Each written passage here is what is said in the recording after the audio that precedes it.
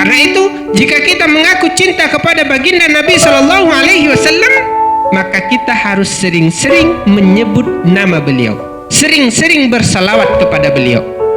Pertanyaannya, hari ini sudah berapa banyak salawat yang kita baca kepada Nabi Shallallahu Alaihi Wasallam?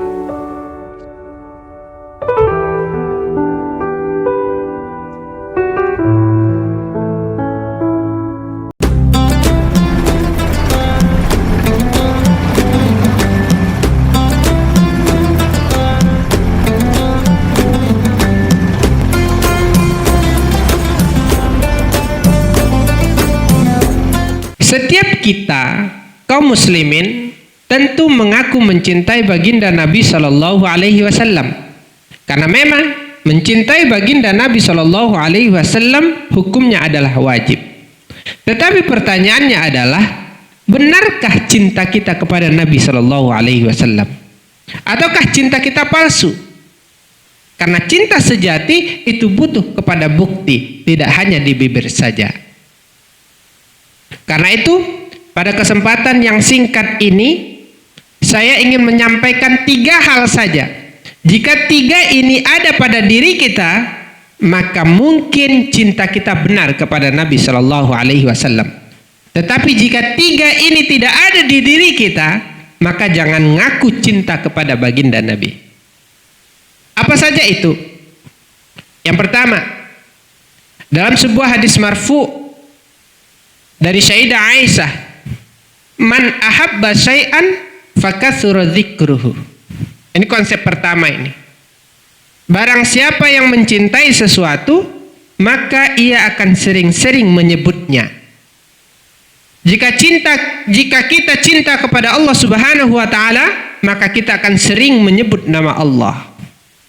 Jika kita cinta kepada istri kita, maka kita akan sering menyebut-nyebut namanya, membangga-banggakan dirinya di hadapan teman-teman kita, di hadapan keluarga-keluarga kita.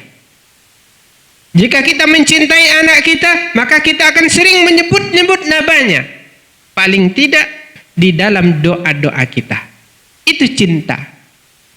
Karena itu, jika kita mengaku cinta kepada baginda Nabi Shallallahu Alaihi Wasallam, maka kita harus sering-sering menyebut nama beliau, sering-sering bersalawat kepada beliau. Pertanyaannya, hari ini sudah berapa banyak salawat yang kita baca kepada Nabi Shallallahu Alaihi Wasallam? 10 kali? 100 kali? Padahal sejatinya ketika kita bersalawat kepada Nabi Shallallahu Alaihi Wasallam, itu yang dapat faedahnya bukan Nabi, tetapi kita. Kata Rasulullah Shallallahu Alaihi Wasallam, man shalla alayya wahidan sallallahu biha alaihi asyara. Barang siapa yang bersalawat kepadaku 1 kali, maka Allah bersalawat untuknya 10 kali. Kita mendapatkan faedah dengan bersalawat, dengan menyebut nama baginda Nabi Shallallahu Alaihi Wasallam. Dan ingat, setiap salawat yang kita baca sampai kepada Nabi Shallallahu Alaihi Wasallam. Ya. Mardudatun alayya, kata Nabi. Setiap salawat yang kita baca itu disampaikan kepada Nabi Shallallahu Alaihi Wasallam. Karena itu, jika kita ngaku cinta kepada Nabi Shallallahu Alaihi Wasallam, maka kita harus sering-sering bersalawat kepada beliau. Punya target dong. Ya, paling tidak sehari itu 100 pagi, 100 sore. Itu paling minim kalau ngaku cinta Nabi Shallallahu Alaihi Wasallam. Ingat, satu-satunya perintah Allah, ya, yang Allah juga melakukannya, salawat ini. Kalau Allah perintahkan kita salat, kita aja yang salat, Allah nggak pernah salat. Ya. Allah perintahkan kita zakat, kita zakat, Allah nggak pernah berzakat.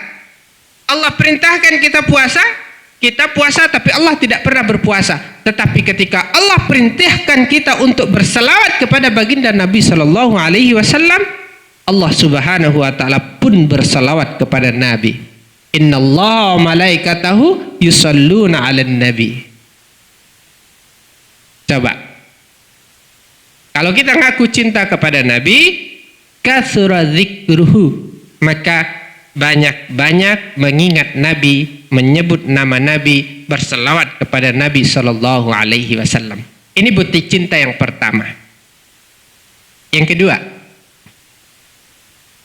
Setiap kita tentu ingin berjumpa dengan Nabi, ingin bermimpi dengan Nabi Shallallahu Alaihi Wasallam. Benar apa tidak? Benar. Nah, pertanyaannya, ini sebuah cerita. Saya punya seorang guru di Mesir, namanya Syekh Ali Jum'ah. Ketika itu beliau pernah ditanya, dalam sebuah majelis beliau ditanya, Syekh, benarkah, pernahkah engkau bermimpi dengan Nabi Shallallahu Alaihi Wasallam? Apa jawaban beliau? Pernah, sering. Coba bayangin, beliau sering bermimpi dengan Nabi Shallallahu Alaihi Wasallam. Kata beliau 3 kali, 4 kali, 5 kali. Berarti kalau udah lebih dari 5 itu kan banyak.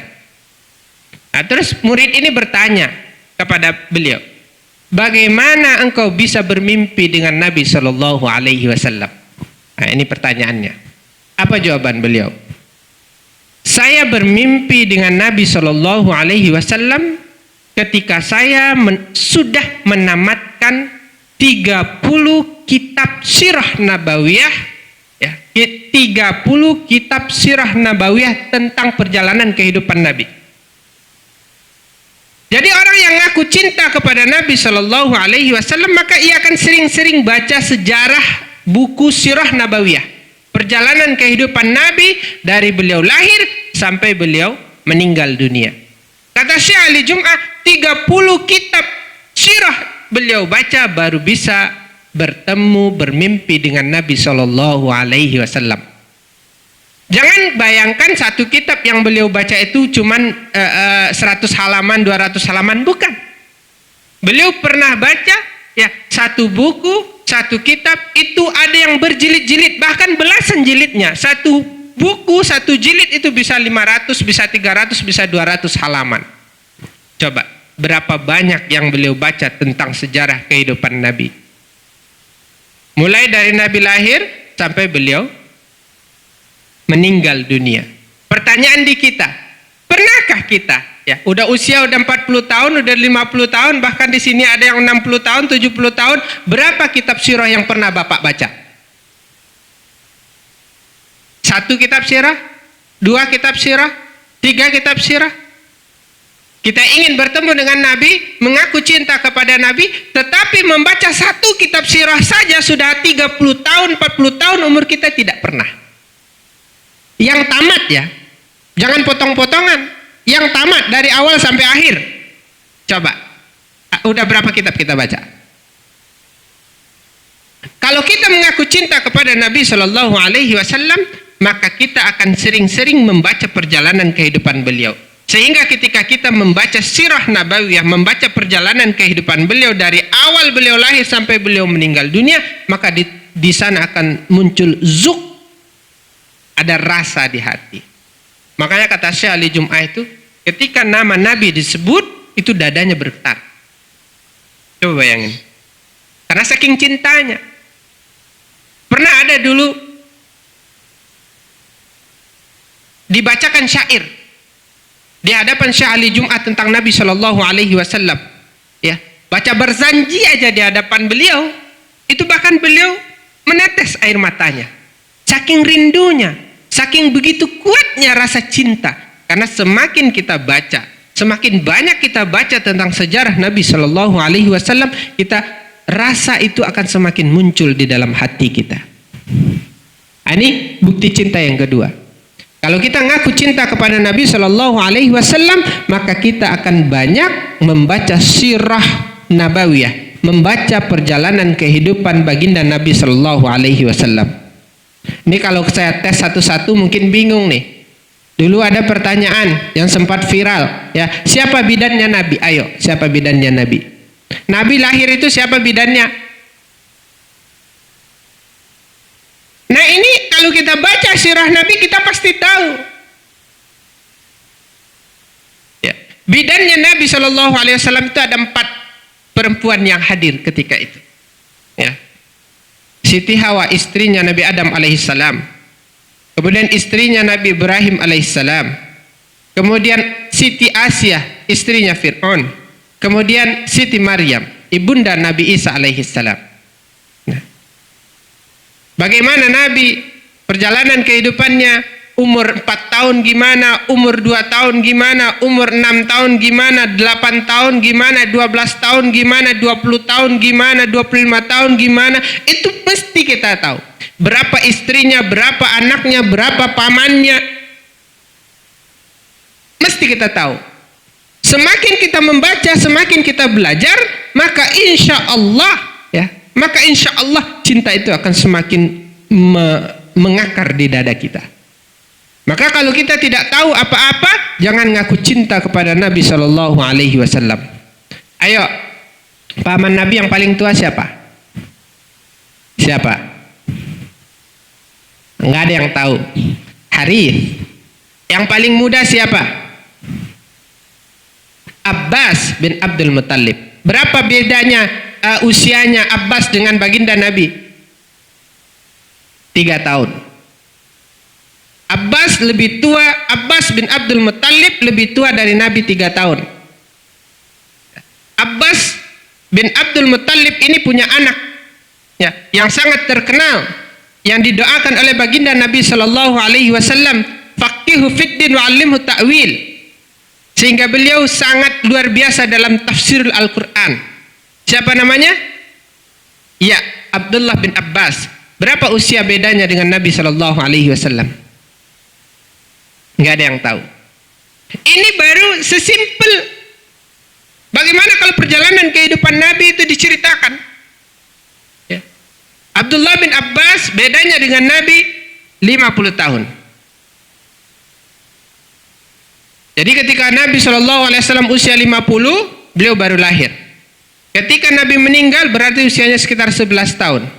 Bahkan sahabat-sahabat senior pun bertanya tentang tafsir Al-Quran kepada Ibnu Abbas radhiyallahu anhu.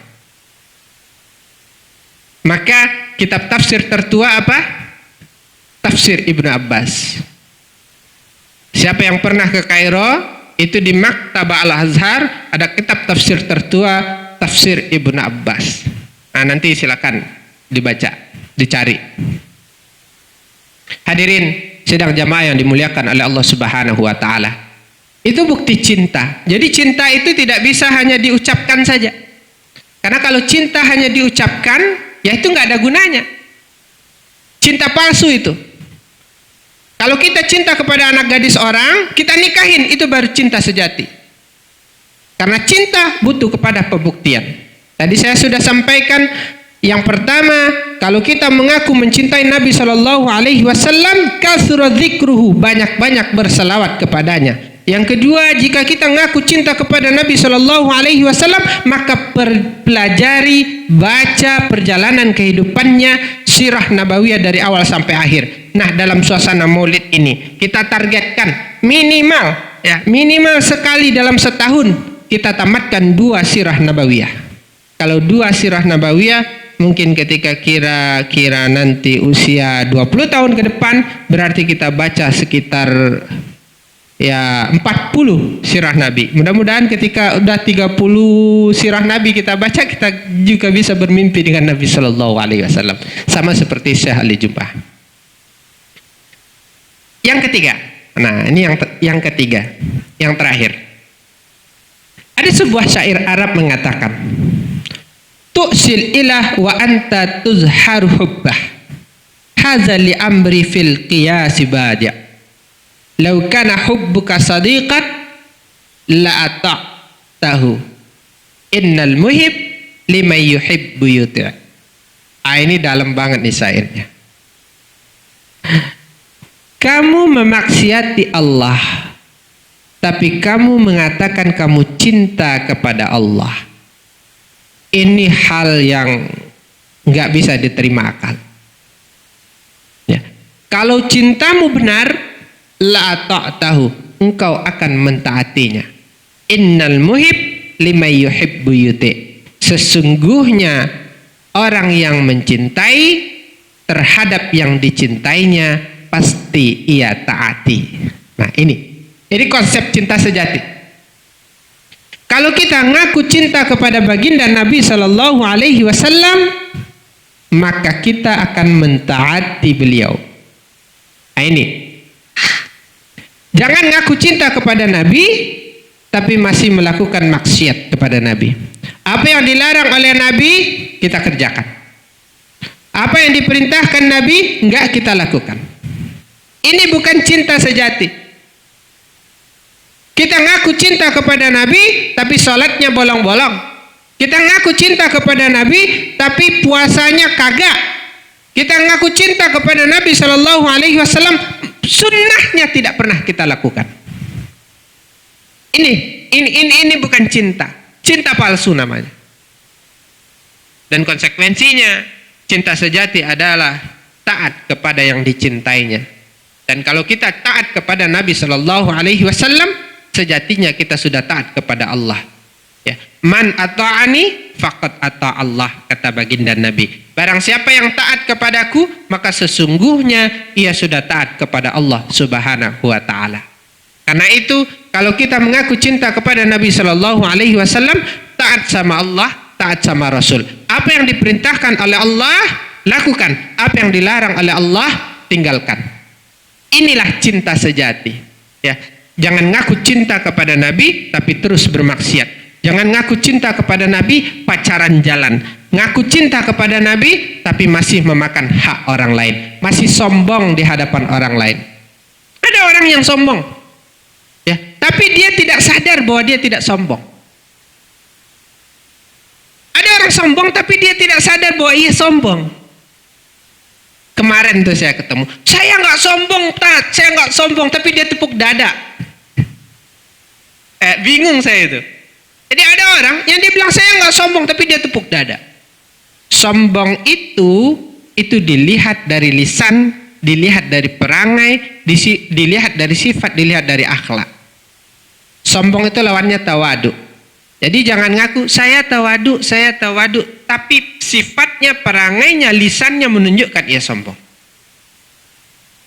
Nah, kalau ngaku dan dia ngaku cinta Nabi itu nggak bisa. Nah, karena waktu kita singkat, ya, sebelum kita tutup, setidaknya 3 ini harus kita miliki. Punya target. Yang pertama, banyak-banyak salawat kepada Nabi Shallallahu Alaihi Wasallam. Yang kedua, bacalah buku sirah nabawiyah perjalanan kehidupan Nabi. Punya target minimal setahun itu 2 lah. 3 lebih bagus. 4 oke. 5 apalagi. Nah, tamatkan. Karena semakin kita baca, semakin muncul rasa cinta di dalam hati kita. Yang ketiga, ini yang paling penting. Jika kita ngaku cinta kepada Nabi, taatlah kepada baginda Nabi Shallallahu Alaihi Wasallam. Berjalanlah di atas jalan yang sudah Nabi tunjukkan.